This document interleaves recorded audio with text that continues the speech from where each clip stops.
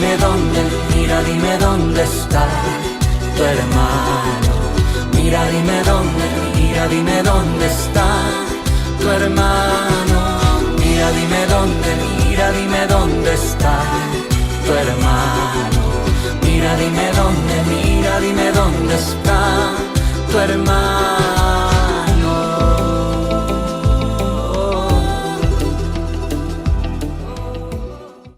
El mensaje de Dios y sus profetas, una serie de sermones acerca de los profetas menores. Y hoy día nos toca uno de los profetas menores, a lo mejor menos conocidos. Incluso, seguramente nunca hemos escuchado un sermón acerca de este profeta. Solo con 3 capítulos, el profeta Nahum. Así que los voy a invitar a que tenga abierta su Biblia en el primer capítulo del libro de Nahum.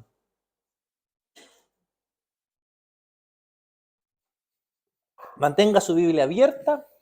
Vamos a tratar el primer capítulo completo. Así que, como es tan bien largo, ¿qué les parece que tenga su Biblia abierta y mientras vamos avanzando, ustedes van leyendo junto conmigo? ¿Ya? A manera de introducción, comentarles que la literatura y las películas están llenas de ejemplos de venganza. Y a nosotros nos gustan igual esas películas, ¿cierto? En donde alguien se venga por lo que le hicieron. ¿Cómo no recordar a aquellos que son más lectores el Conde de Montecristo?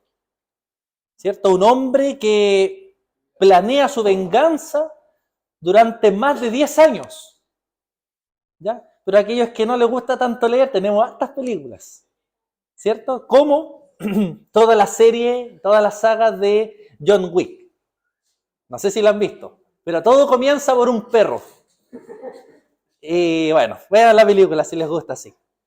Tenemos también Hombre en Llamas, de Washington, donde es un hombre que es como guardaespaldas y cuida a una niñita y a la niñita se la raptan, ¿sí? Y él se venga, no le voy a hacer spoiler para que vea la película también, pero él se venga de lo malo que le hicieron a esta pequeña.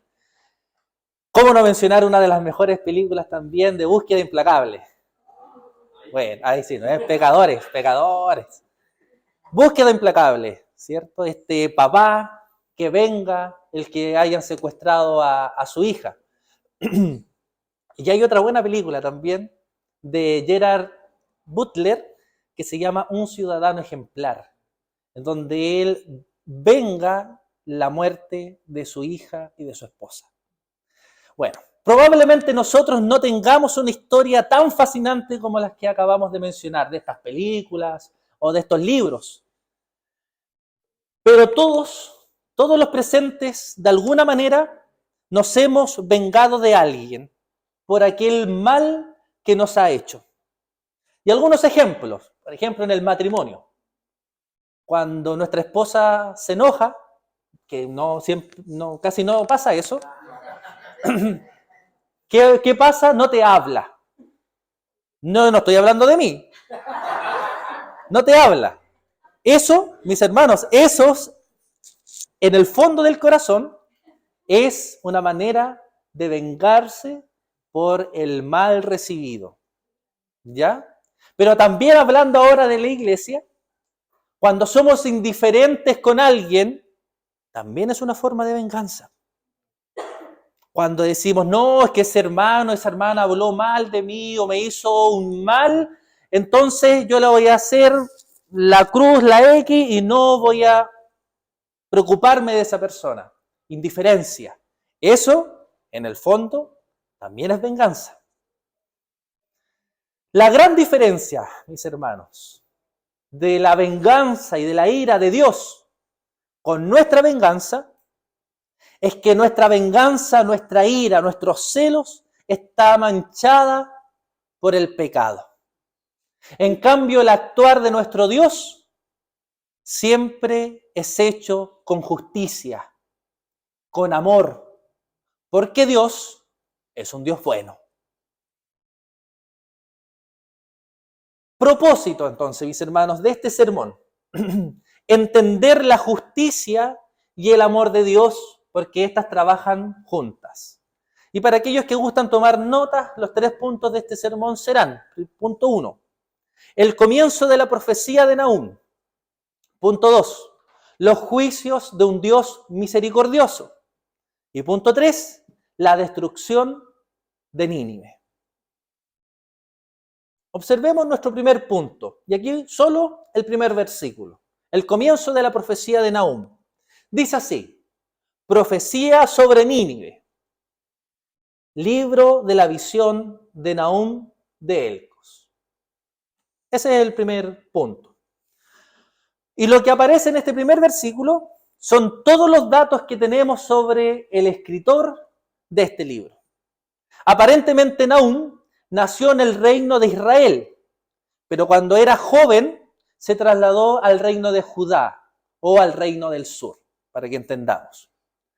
Pero lo que sí podemos decir es que este libro del profeta Nahum se centró, su propósito, su mensaje central es el juicio que vendría sobre la ciudad de Nínive.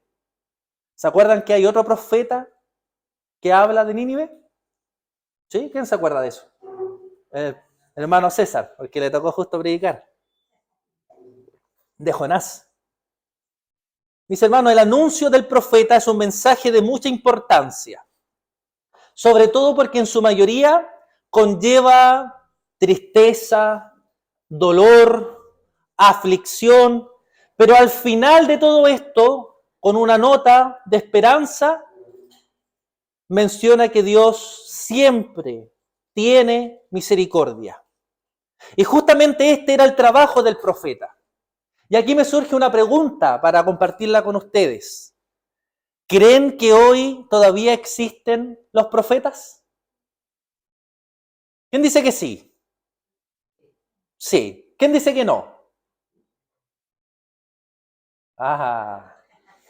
Ya, sí. Para aquellos que dicen, sí existen los profetas. Sí, existen los profetas. Pero no en el sentido del Antiguo Testamento.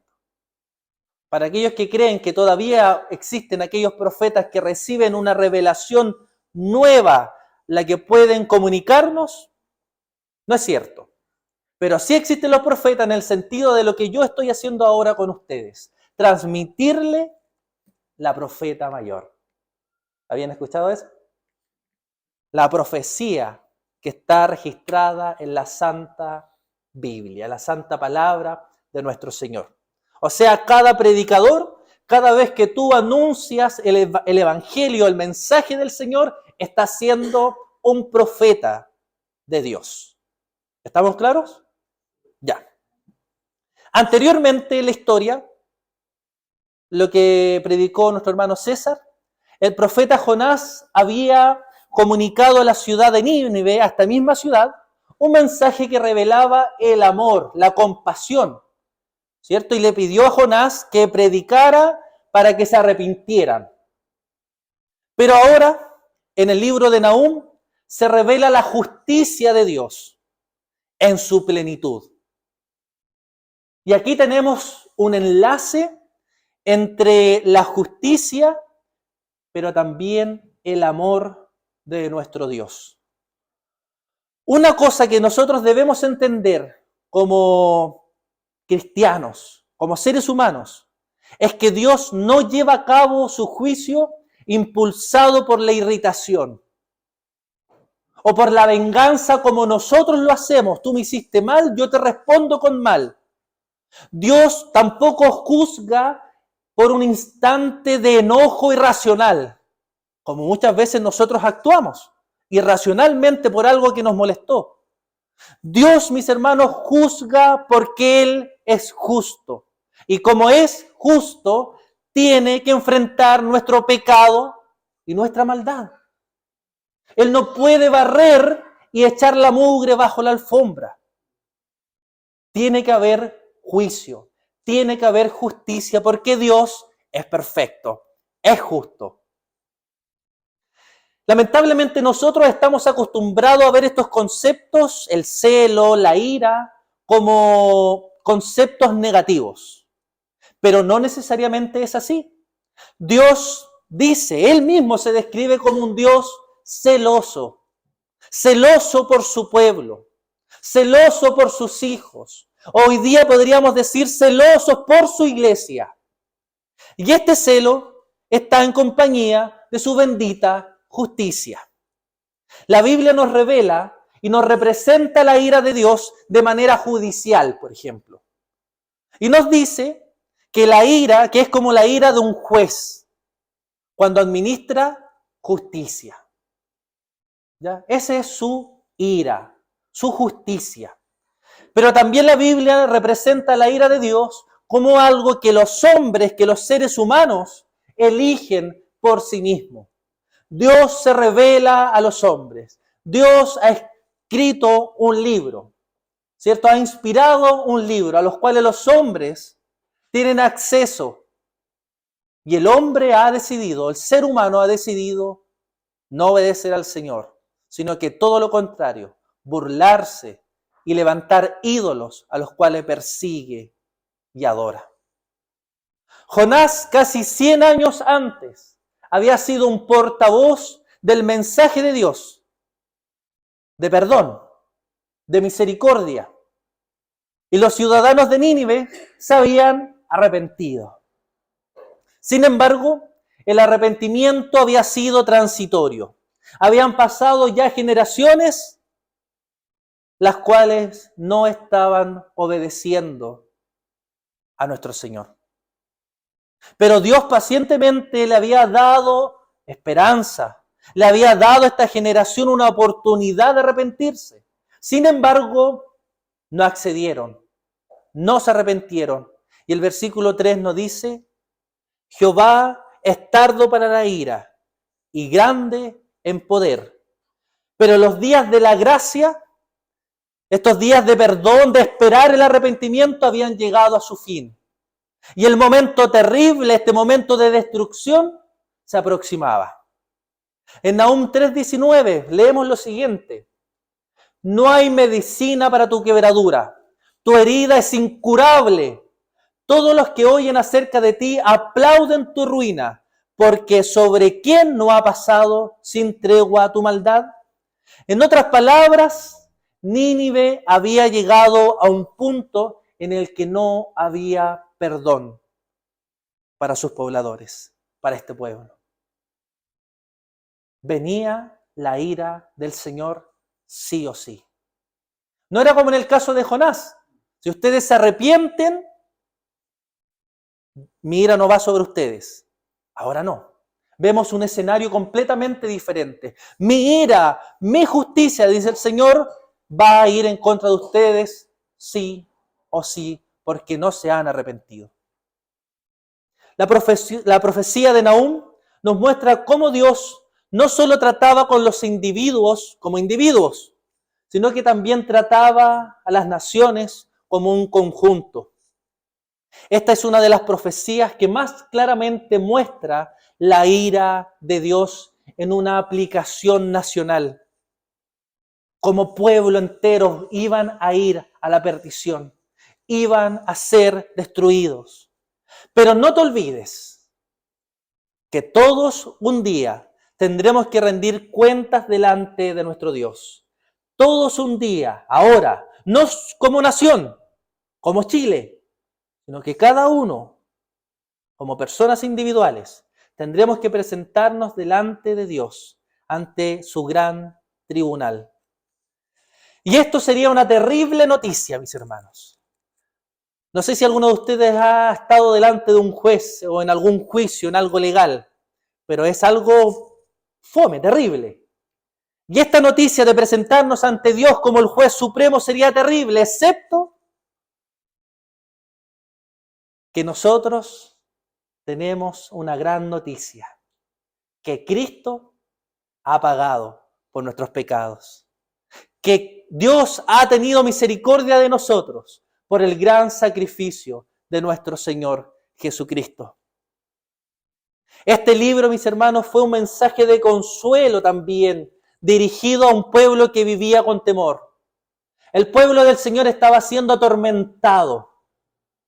Estaba bajo el dominio de una nación poderosa e impía. Pero Dios destruyó a estas naciones pecadoras, a estas naciones malvadas, porque así lo había dicho a través del profeta Nahum. Y lo que Dios dice se cumple, mis hermanos. Él no es como nosotros, que dice algo y que no siempre lo cumple. No sé si los papás están de acuerdo con eso, pero muchas veces hemos amenazado a nuestros hijos con castigarlos o decirles que le vamos a hacer algo. Y en realidad no lo hacemos. Dios no es así. Si Dios dice que algo ocurrirá, eso, mis hermanos, ocurre. Hoy ya no se levantan profetas en el sentido del Antiguo Testamento, porque tenemos la revelación completa de Dios, su palabra. Entonces nuestro deber ahora no es escuchar a profetas que nos dicen ciertas cosas como una revelación nueva. Nuestro deber es enfocarnos en la palabra de Dios. Por eso que cada sermón, cada canción, cada oración, cada cosa que nosotros hacemos está bajo la palabra de Dios. Debemos, mis hermanos, sumergirnos entonces en su palabra, conocerla, estudiarla. Ten mucho cuidado, querida iglesia, de rechazar al autor de las Sagradas Escrituras. Querido oyente, que no se diga de ti que pasaste por esta vida y que no oíste la voz de Dios. No importa si me escuchas a mí. No importa si me rechazas a mí. Lo importante es si escuchas y obedeces a Dios o no. Él te hizo. Él te formó. En sus manos está el aliento de tu vida. Y si Él habla, tu deber es callar y escuchar y obedecer. Abre tu oído. Te ruego que lo escuches, que no seas rebeldes a sus dichos. Su palabra, mis hermanos, merece nuestra atención, merece nuestra dedicación, merece que nosotros le dediquemos tiempo.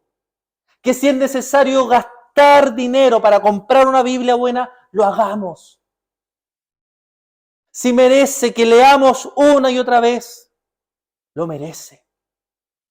Es un medio, su palabra, es un canal que nos lleva a disfrutar cada día más de nuestro Dios, porque a través de la santa palabra del Señor podemos conocer a Dios más y más. La palabra revela la mente de Dios, de modo que podamos aprenderla. La palabra revela el corazón de Dios, de modo que podamos amarlo. La palabra de Dios revela la voluntad de Dios, de modo que podamos vivirla y practicarla. Por tanto, mis hermanos, todo nuestro ser, toda nuestra voluntad, todo nuestro corazón deben estar controlados. ¿Por qué? Por la palabra de nuestro Dios. No estudiamos la Biblia solamente para conocerla y adquirir conocimiento, para creernos nosotros los sabios de este mundo. Las estudiamos ¿para qué? Para conocer más a nuestro Dios, para maravillarnos de su poder, de su grandeza, de ese amor eterno e incondicional. Leer esas líneas y ver cómo Dios ha sido fiel y seguirá siendo fiel. Leer cómo Él está contigo en tu dificultad. Leer cómo Él te promete venir un día para que tú mores en su reino eterno y perfecto. La palabra de Dios entonces demanda nuestra atención, demanda una dedicación diligente, una dedicación entusiasta. No leer la Biblia aburridamente. leerla porque la tengo que leer. No, mis hermanos, leerla con alegría, de una forma seria, detenerse a leerla, porque en este libro encontramos la descripción del ser más extraordinario de nuestro Dios. Basta, mis hermanos, basta con excusas. Es que no tengo tiempo para leer. Es que es muy difícil de leer. Basta con conformarse con un solo sermón en tu semana. Hermano, levántate de tu banca, sale de tu comodidad, sale de esta burbuja religiosa en el cual nos hemos sumergido como iglesia. Empieza a disfrutar de lo hermoso que es ser cristiano.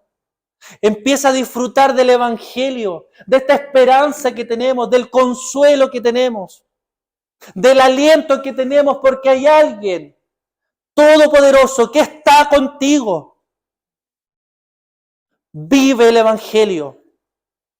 Coloca toda tu atención en lo que realmente se merece toda tu atención. La lectura, mis hermanos, la meditación, la práctica de las Escrituras son un medio en el cual Dios manifiesta su gracia, su amor, su carácter santo, su propósito. La palabra de Dios es el mayor medio de gracia que podemos tener, pues nos lleva a la salvación y al disfrute de todas las bendiciones de nuestro Dios. Tenemos millones de medios para conocer la palabra de Dios. No digan entonces que no pueden. No digan que no entienden. No digan el lunes comienzo, como la dieta. Porque sin duda, mis hermanos, han invertido tiempo, recursos, energías en algo o en cosas que son de este mundo, que son banales, que pasarán. Hermanos, observa la Escritura y contempla a Dios. Observa entonces los juicios de un Dios misericordioso. Y los invito a leer ahora versículos 2 al 6, que dice: Jehová es Dios celoso y vengador. Jehová es vengador y lleno de indignación. Se venga de sus adversarios y guarda enojo para sus enemigos. Jehová es tardo para la ira y grande en poder, y no tendrá por inocente al culpable. Jehová marcha la tempestad y el torbellino, y las nubes son el polvo de sus pies. Él amenaza al mar y lo hace secar, y agota todos los ríos. Basán fue destruido, y el Carmelo y la flor del Líbano fue destruida. Los montes tiemblan delante de él, y los collados se derriten. La tierra se conmueve a su presencia, y el mundo y todos los que en él habitan. ¿Quién permanecerá delante de su ira? ¿Y quién quedará en pie en el ardor de su enojo? Su ira se derrama como fuego, y por él se hienden las peñas. Jehová es tardo para la ira y grande en poder, y no tendrá por inocente al culpable. Nahum comenzó esta profecía considerando el carácter del Dios que trae juicio, venganza e ira. Y comienza diciendo: es un Dios celoso. Y puede surgir la pregunta: ¿cómo es? ¿Cómo puede decirse que Dios es celoso? Porque nosotros tenemos un concepto de celo de forma negativa, como algo tóxico, ¿cierto? Bueno, el celo de Dios, mis hermanos, es amor en acción. Él se niega a compartir el corazón de su creación, del ser humano, con cualquier otro rival.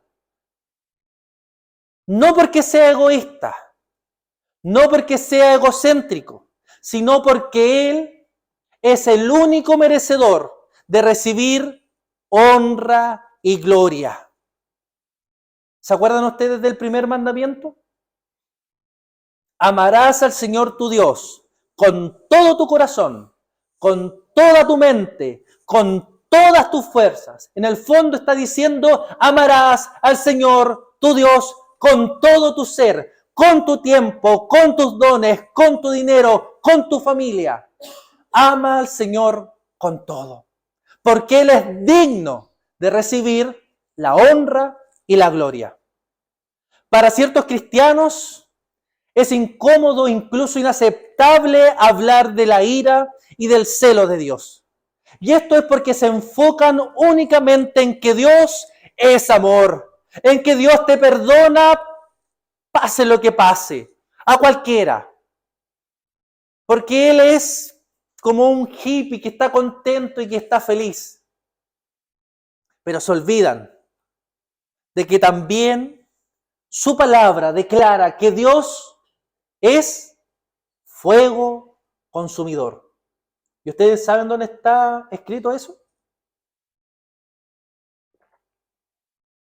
Antiguo Testamento no lo es. Es en el Nuevo. Es en Hebreos 12:29. Nuevo Testamento. Y se nos enseña que Dios es un Dios celoso. Es un Dios al cual hay que temer. Porque Él es todopoderoso. El profeta Nahum nos entrega características de Dios que siempre deberíamos acordarnos, que nunca deberíamos olvidar. Su carácter, mis hermanos, nos debería llevar a exaltar y a maravillarnos de este Dios, de su justicia. Por eso dice, se venga de sus adversarios. El hombre, el ser humano necesita entender que nunca podrá pelear y vencer al Señor. Todos los que se oponen a Dios terminarán recibiendo su ira. En otras palabras, todos aquellos que no hagan caso al Evangelio serán destruidos en algún momento, en el tormento eterno, donde recibirán la ira de Dios. Creo que lo he dicho, hermanos. El infierno no es terrible porque esté Satanás y sus demonios y te estén atormentando en el fuego. El infierno es terrible porque se manifiesta el atributo de la ira de Dios, el cual ninguno de nosotros podrá soportar. Gracias a que Cristo murió en una cruz, nosotros, mis hermanos, no nos veremos enfrentados a la ira del Señor, sino a su amor, a su gracia, a su compañía. Bendito nuestro Señor. Aún hay tiempo para librarte de la ira de Dios. Aún hay tiempo para que te arrepientas de tus pecados y reconozcas que Cristo es Señor, que Cristo es Salvador. Ahora hay tiempo de salir, mis hermanos. Iglesia, todavía hay tiempo para que anunciemos afuera a aquellos que se están perdiendo, a aquellos que están muriendo sin Cristo. Aún hay tiempo para decirle a ellos que pueden ser librados de la ira de Dios. Movámonos entonces. Prediquemos al Señor. Prediquemos las buenas nuevas. Prediquemos que pueden ser aún librados del castigo eterno. El profeta dice, Jehová es tardo para la ira, pero no está diciendo que Él no siente ira. Tampoco está diciendo que Él no se manifiesta en ira. Es cierto que Dios es mucho más paciente que el ser humano, pero llega un momento en donde Él manifiesta su ira. Spurgeon dice lo siguiente: la espada de la justicia de Dios está en su vaina, no está oxidada en ella, puede retirarse fácilmente, sino que es sostenida por esa mano que la vuelve a meter en su vaina gritando: Duerme, oh espada, duerme, porque tendré misericordia de los pecadores y perdonaré sus transgresiones. Hermanos, si Dios fuese como nosotros, ya no existiría nada, porque hubiésemos destruido todo. Gracias debemos dar de que Dios es tardo para la ira. Mis hermanos, Dios es Dios y Él tiene el control de todo. Dios es grande en poder, nada ni nadie se le compara. Conocer, por tanto, el poder de Dios nos debe llevar, nos debe provocar confianza en su paciencia y en su buena voluntad para todos aquellos que han confesado que Cristo es Señor y es Salvador. Porque Él no tendrá por inocente al culpable. Dios no es como un juez injusto que simplemente deja ir al culpable por un falso sentido de compasión. No podemos esperar que Dios diga simplemente, todo está perdonado, no te preocupes, entra en mi reino. Cierto predicador cuenta una historia acerca de un juez injusto. Dice, ¿qué pasa si tú llegas a tu casa, y ves que hay un hombre, una persona, un ladrón, y tiene atada a tu familia, y está robando tus bienes? Y tú logras derribar a este juez, a este ladrón, a este malhechor, y lo logras detener, y logras llamar a los carabineros. Y los carabineros se lo llevan, lo toman detenido, y se tiene que presentar delante del juez. Y este ladrón dice, señor juez, estoy sumamente arrepentido, nunca más lo volveré a hacer, lo hice por necesidad, lo hice porque no vi otra solución y lo hice. Y el juez entonces le dice, ¿estás arrepentido? Entonces anda, no te preocupes, no lo hagas más. ¿Qué sería? ¿Un juez injusto o un juez justo? Un juez injusto, porque no hizo justicia. El juez está puesto para hacer justicia. ¿Puede existir el arrepentimiento? Qué bueno, que se arrepienta, pero tiene que pagar por el mal que hizo, el mal que te hizo a ti. ¿Qué diríamos nosotros entonces si Dios simplemente dijera, pecaste, no importa, ven a mi reino? El pecado debe rendir cuentas, porque Él no tendrá por inocente al culpable. Todos los pecados serán pagados, ya sea en el infierno o en nuestra maravillosa cruz. Pero todos los pecados han sido pagados. Por eso nosotros podemos recibir amor, podemos recibir el perdón, podemos recibir la compañía de Dios como un Padre que está preocupado de ti. En el último día, cuando todos estemos en su presencia, habrán dos cosas, justicia y misericordia, pero en ningún momento habrá injusticia. Habrá justicia en mandar al infierno a todos aquellos que no aceptaron que Cristo es Señor y Salvador. Y habrá misericordia, porque nosotros mereciendo el castigo eterno, no lo tendremos porque Cristo pagó por nuestros pecados. Hermanos, y si eso no te llena de alegría, no te llena de pasión, no sé qué cosa lo va a hacer. Versículos 7 y 8 dice, Jehová es bueno, fortaleza en el día de la angustia, y conoce a los que en él confían. Mas con inundación impetuosa consumirá a sus adversarios, y tinieblas perseguirán a sus enemigos. Vuelve a decir, Jehová es bueno, fortaleza en el día de la angustia. Seguramente al leer o al escuchar estas palabras no te sobreviene ningún sentimiento de agradecimiento. ¿Saben por qué? Porque estamos tan acostumbrados a esto y a escucharlo de que Dios es bueno, de que Dios está contigo, de que Dios es tu Padre, que no agradecemos realmente el hecho de que Dios está con nosotros.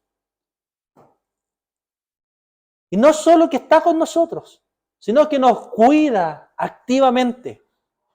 Y yo quiero que pienses en tu día de angustia, en ese día en donde derramaste lágrimas, ese día que cierto hecho marcó tu vida, ese día del conflicto matrimonial, ese día donde te enteraste de tu enfermedad, ese día en donde a lo mejor lo perdiste todo, ese día de angustia, ese día de dolor, ese día de aflicción. Te tengo una buena noticia. Dios es tu fortaleza en el día de tu angustia. Cristo, mis hermanos, prometió estar contigo hasta el último día de tu vida. Y créele, Él estará contigo por siempre. Nuestro Dios conoce a los que en Él confían. Y no solo los conoce en un sentido de identificación, los conoce en un sentido de relación. Mis hermanos, Dios no es tan solo Dios para nosotros. Dios es nuestro Padre. Y tiene cuidado de ti realmente. Se preocupa de tus necesidades. No solo de aquellas necesidades espirituales, sino también de aquellas necesidades materiales. Confía en el Señor.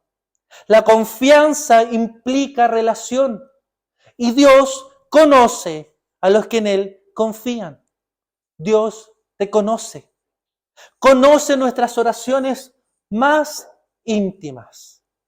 Esas oraciones con lágrimas. Conoce nuestros deseos. Sabe que no somos lo que queremos ser, pero Él sabe lo que deseamos ser.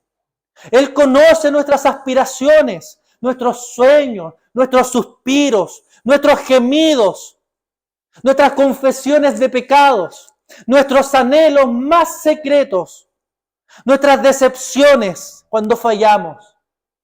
Él ha estado contigo en todo momento. Y Él dice, vuelvo a citar Spurgeon, sé todo acerca de ti. He estado contigo cuando pensabas que estabas solo. He leído lo que tú no pudiste leer, los secretos de tu propio corazón. Esos secretos que no pudiste descifrar. Yo los he conocido todos. Y todavía los conozco. Y todavía estoy contigo. Porque he prometido estar contigo por siempre. Y yo no soy hombre para mentir. Soy Dios, tu Padre. Dios es bueno. Y porque es bueno, debe castigar al que no se ha arrepentido. La destrucción, tercer punto, de Nínive. Versículo 9 en adelante, mis hermanos. ¿Qué pensáis contra Jehová? Él hará consumación. No tomará venganza 2 veces de sus enemigos, aunque sean como espinos entretejidos y estén empapados en su embriaguez. Serán consumidos como hojarasca, completamente seca. De ti salió el que imaginó mal contra Jehová, un consejero perverso. Nínive, según esta porción, estaba lista para recibir este juicio devastador. Tanto así que se nos dice que no tomará venganza 2 veces de sus enemigos. Y esto podría sonar alentador, hasta que realmente nos damos cuenta que esta frase es tremenda. ¿Saben por qué? Porque el juicio será tan severo, tan tremendo, que no existirá una segunda oportunidad para ellos, para librarse del juicio. Así ha dicho Jehová, versículo 12. Aunque reposo tengan y sean tantos, aún así serán talados, y Él pasará. Y aquí viene un dicho para el pueblo de Dios. Bastante te he afligido, no te afligiré ya más, porque ahora quebraré su yugo de sobre ti y romperé tus coyundas. Los enemigos de Sión se veían poderosos. Los enemigos de Dios se veían grandes, temibles. Sin embargo, serán devastados por el juicio del Señor. Pero por otro lado, el pueblo de Dios que se veía débil, que estaba siendo atormentado, que estaba siendo dañado, que estaba siendo afligido por los enemigos, serían fortalecidos y restaurados. El poder de sus opresores serían quebrantados. Quebraré su yugo de sobre ti. La ciudad de Nínive alguna vez fue instantáneamente reconocida como una de las grandes ciudades del poder del mundo. Tenían poder. Era una ciudad grande, temible por las otras ciudades. Pero Dios prometió abatir tanto a esta ciudad perversa que perdería su legado y su nombre entre las naciones. Solo quedaría ruina, dolor, destrucción. Desaparecerían del mapa. Allí pondré tu sepulcro, porque fuiste vil, les dice el Señor. Dios se muestra aquí en su máximo esplendor y revela que se manifiesta en justicia, pero también en misericordia.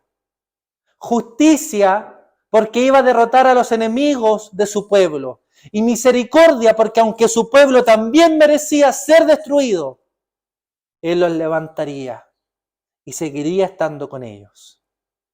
Versículo 15.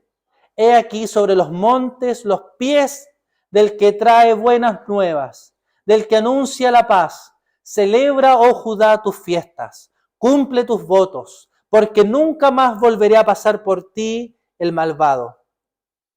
Volverá a pasar por ti el malvado. Pereció del todo.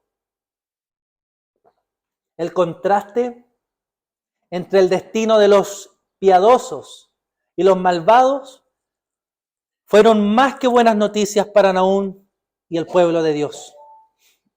En Isaías, la buena noticia es la venida del Mesías. En Nahum, la buena noticia es la derrota de los enemigos del pueblo de Dios y su reivindicación con Dios. Hoy, nuestra buena noticia es que en Cristo tenemos el perdón de nuestros pecados. Entonces, mi amada iglesia, ¿qué les parece si compartimos con los demás las buenas nuevas? Expresemos lo que Jesús ha hecho en nuestras vidas. La mayoría de personas que llegan al Evangelio, que llegan a la iglesia, no fue a través de un predicador profesional o de un super evangelista. Vienen estas personas a Jesús a través de personas comunes que cumplen con el mandato de predicar la palabra del Señor. ¿Estoy diciendo con esto que no se capaciten? No, porque es nuestra responsabilidad, es nuestro deber conocer las Escrituras y madurar más y más. Lo que estoy tratando de expresar es que no hay excusas para compartir el Evangelio. No hay excusa para decirle a los demás lo bueno que ha sido Dios contigo. En Hechos 28 se dice que Pablo, versículo 23, les declaraba y les testificaba el reino de Dios desde la mañana hasta la tarde, persuadiéndoles acerca de Jesús, tanto por la ley de Moisés como por los profetas. Nuevamente entonces el foco, mis hermanos, es aprovechar toda oportunidad para predicar el Evangelio. Y no sé si a ustedes les llamó algo la atención de este versículo. Se nos dice que el apóstol Pablo estuvo todo un día predicando el Evangelio.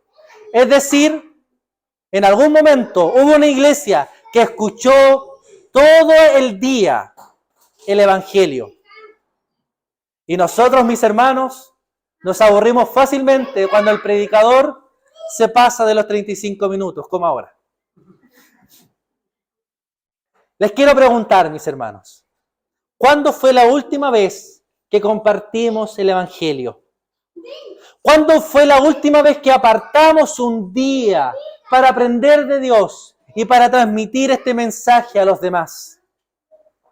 El apóstol Pablo nos enseña a través de su vida, que parece tener una tremenda energía para hablar durante horas sin descanso, sin reclamar y con una pasión tremenda.